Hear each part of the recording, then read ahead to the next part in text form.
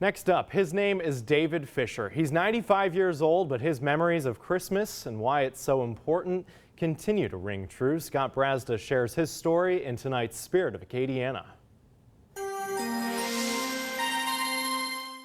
Gifts and presents and gatherings and stuff like that.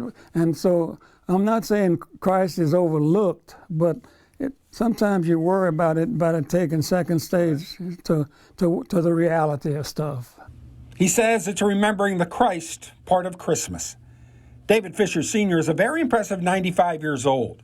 He and his amazing late wife Shirley had 7 kids, a group that has grown into grandkids, great-grandkids, and even a great-great-grandkid.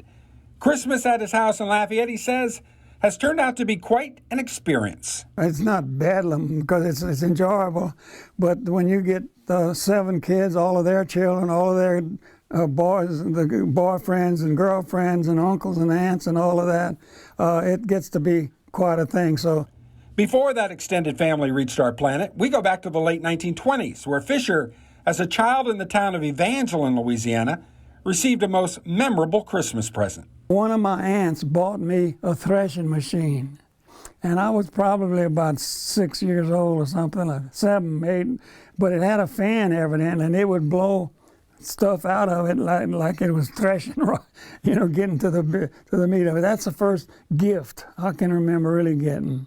He had an amazing career as an athlete at SLI in the 40s and 50s, a coach in Jennings, an administrator at USL, one of the co-founders of Fisher's Daycare. But to go full circle, today's Spirit is about one of my heroes, David Fisher Sr. David Fisher Sr. and his thoughts about nearly 10 decades of Christmases. It does indeed all come back to Christ and the word family.